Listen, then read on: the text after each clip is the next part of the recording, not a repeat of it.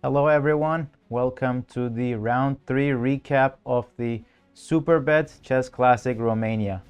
Today we had 5 draws and the leaderboard has not changed. We had some pretty exciting draws, so without further ado, let's get right into the action. The first game that we're going to be taking a look at is between the leader, Fabiano Caruana, playing with the black pieces versus Nodirbek Abdusattorov playing with the white pieces.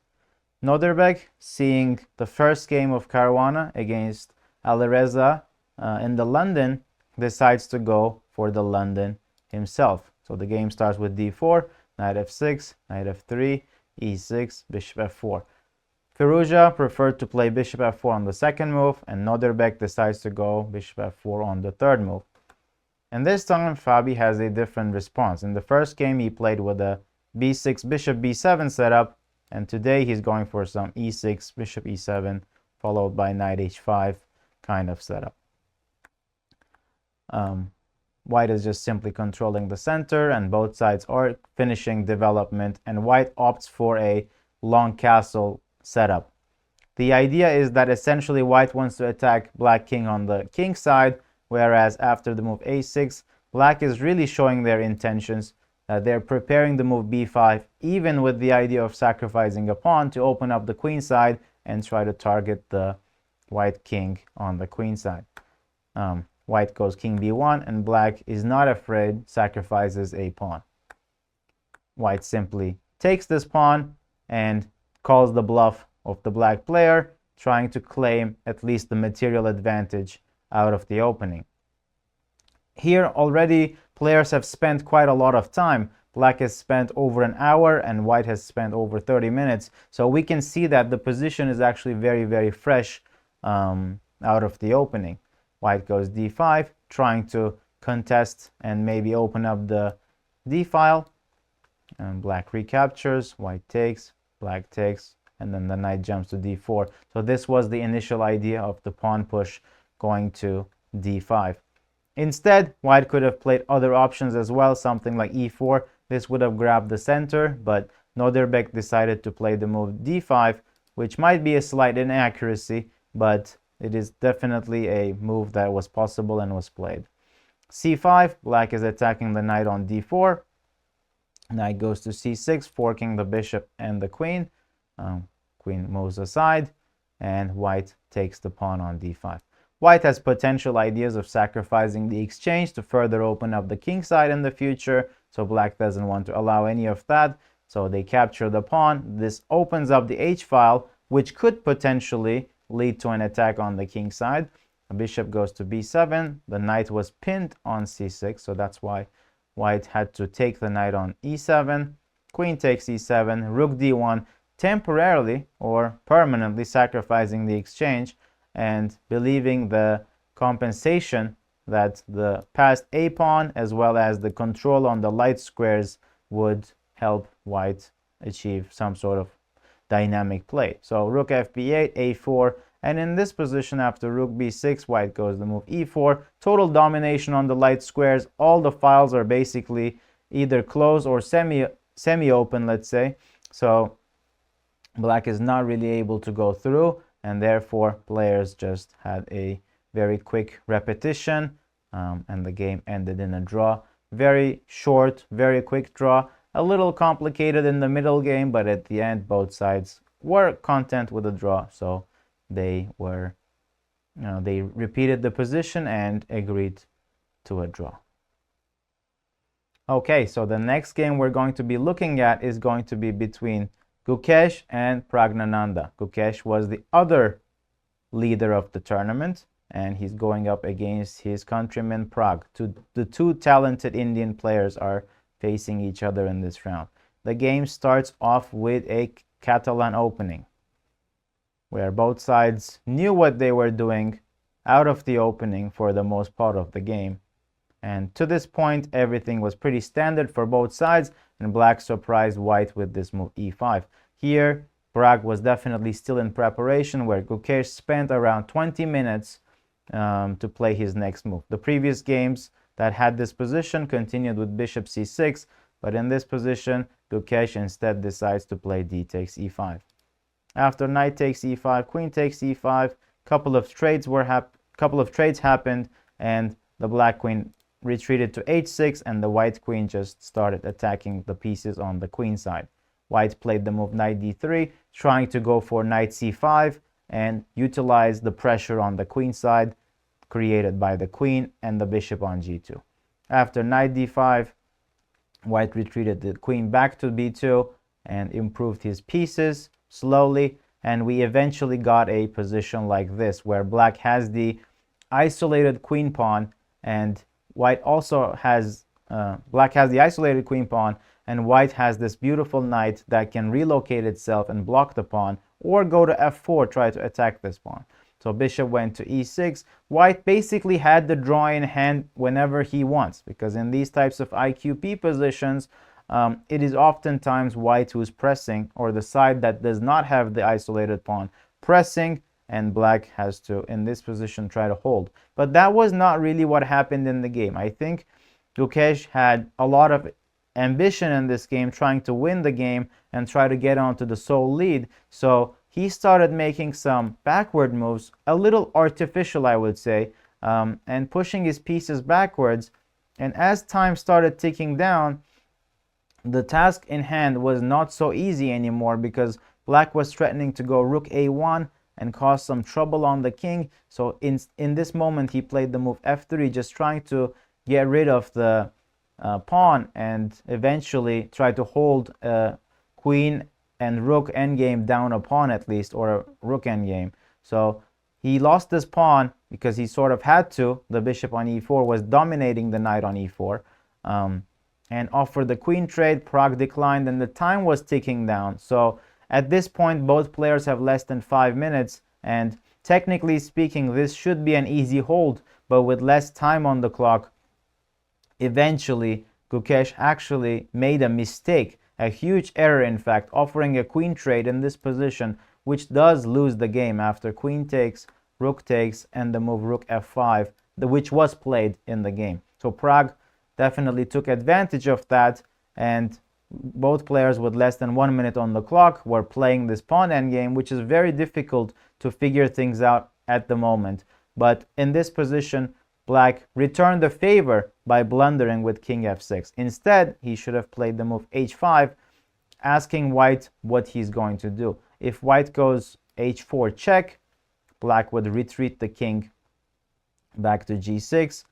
If king goes up to f4, then the king will go to f6. So let's look at this move. Let's say king goes to e3, and here black can play the move king back to g7, trying to force white to play the move king f4. If white were to play king f4, then king f6 comes, and now it doesn't really matter what white does. Let's say king goes back to f3, king to e5, king to e3, f4 check, sacrificing a pawn. But this will be a temporary sacrifice, because in this position, after black goes f6, white has to give up the opposition, and the black king will simply go inside and win the pawn in this endgame. So there was a huge opportunity missed by Pragg. If the king were to go to f3, now in this position, black can play this move f7 to f6. If the king goes to f4, black plays king here. The white king is forced to retreat. King goes to f7. Now the king is coming from the other side, and we will see a very similar theme as we have seen before. Here, black goes king to e7, keeping the long opposition or distant opposition. If the king ever were to go to f4, now king goes to e6. The white king is pushed back. King e5. King goes there, and now we see the same idea that we have seen before with f4. And if you take, I go here.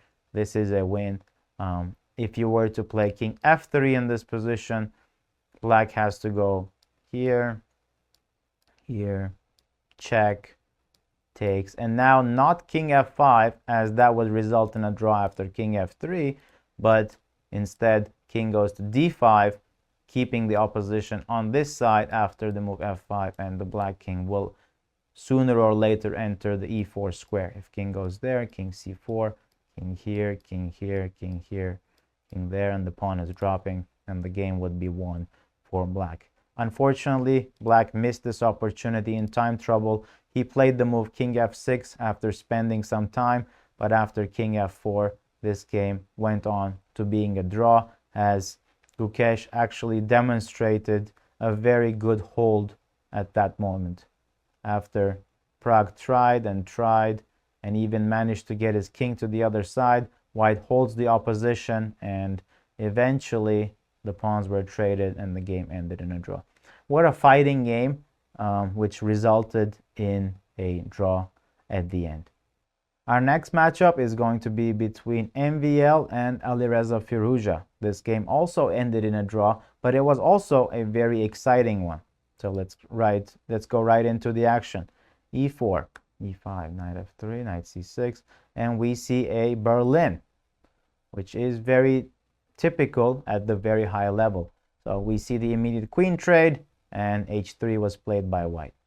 Rook d1, bishop e7, both sides are developing their pieces, and this is a very common theory. Therefore, the players are playing with extreme speed. Both sides have basically more time than they started, and this was the first big thing of the game by MVL, spent around 20 minutes to play the move bishop g5.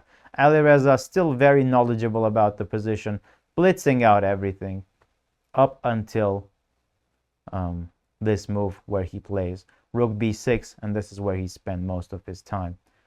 So that's already 20 moves of preparation from black. Position is roughly equal, and both sides have nothing to complain. Indeed, black has a very decent position until he played this extremely creative move bishop to a2. Perhaps he is hoping for a blunder from the white side, but that did not happen. King went to f4, and Firouzja went a little bit greedy. He played the move rook takes b2, trying to just win the game, but he overlooked a beautiful move by white, which was spotted by MVL, and that was c4. Rook takes d2, knight takes d2, and now this bishop is kind of trapped. The next move is going to be rook to a1, so therefore black is forced to play a4. Rook went to a1, bishop to b3, and knight takes, rook b1, and now white is completely winning in this position because he simply will collect the pawn on f5 and has this beautiful passed pawn on the f file.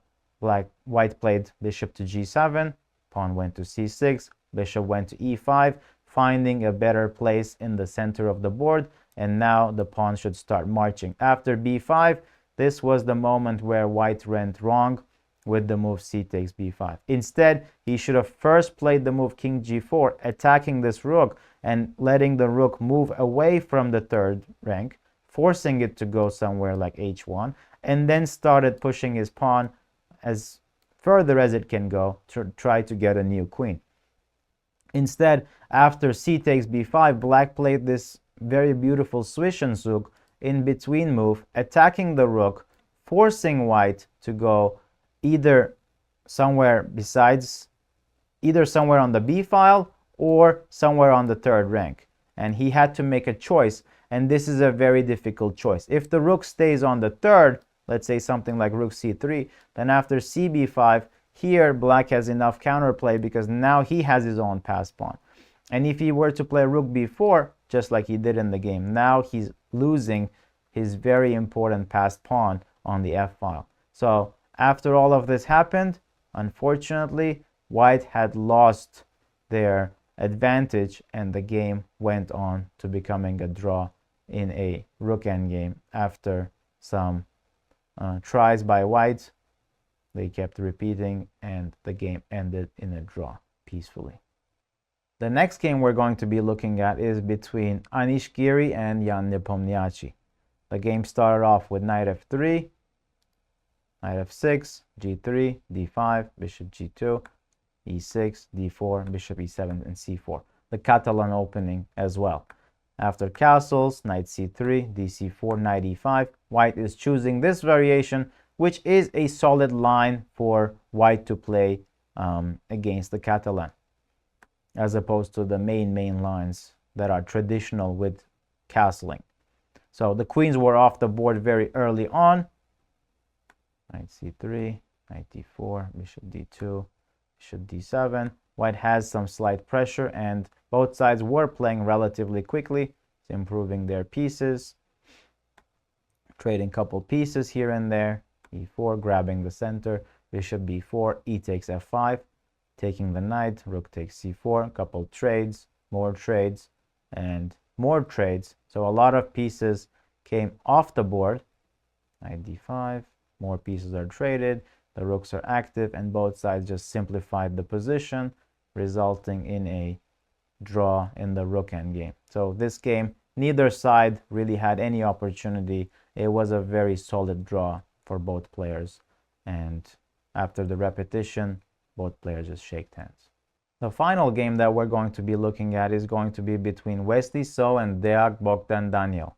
Wesley starts the game off with the move knight f3, g3, and bishop g2, playing a very solid position. And after the move c4, black decides to take on c4 after a decent think. Here, of course, black could have played the move c6, hoping for some symmetrical pawn structure after cd5, cd5. But of course, we had no idea what Wesley had prepared in this variation. So Deac, maybe he was slightly surprised by this choice. So he played d takes c4, knight a3, c5, and castles. And he spent around 20 minutes in this position. So Deac has been spending a lot of time throughout the tournament, and he's doing something similar. So Wesley probably was able to surprise his opponent right out of the opening and managed to get a very, very playable position with the white pieces. Knight d4, offering some trades. A lot of pieces were traded, and after long castles, black is ready to capture this pawn. Knight takes c4, knight takes c5, and black has definitely equalized in this position with no risk. So king goes to b8, utilizing some tactics. If you take the knight, this would not be good since there is a check on d1, and after the bishop blocks, bishop goes to h3, and the checkmate is unstoppable. So that would be a big blunder, and of course was not played by Wesley. He played the move b3 instead. Knight dropped back to a6 with the potential idea of jumping to b4. Therefore, white played the move a3, preventing that.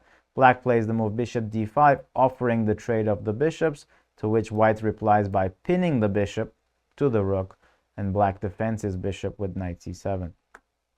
f4, king c8, guarding the rook, e4, pawn to b6, offering to take the knight and the trade. Therefore, white took the bishop, black took the knight, rook went to c1. It's important to note that bishop h3 does not win the rook due to the pin, because here black has the move e7, e6, or even f7, f5. Both moves are possible, unpinning the rook. Rook c1 instead pins the knight.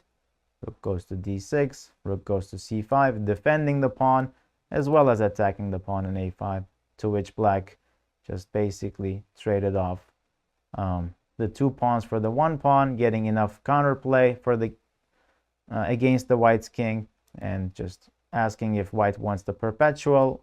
If he played king f2, white did not want the perpetual but had to give up the d5 pawn instead. And after more moves were played, the game ended in a draw in a peaceful fashion. So they kept playing, but there was really no action happening until further. But even then, this rook endgame is going to be a very easy hold for black, and that's what happened. After this, they decided to repeat and make a draw. So we had some pretty exciting matchups, but they all eventually ended in a draw. So after today's games, after 3 rounds, we have shared leaders, Fabiano Caruana and Gukesh. They are both tied for first.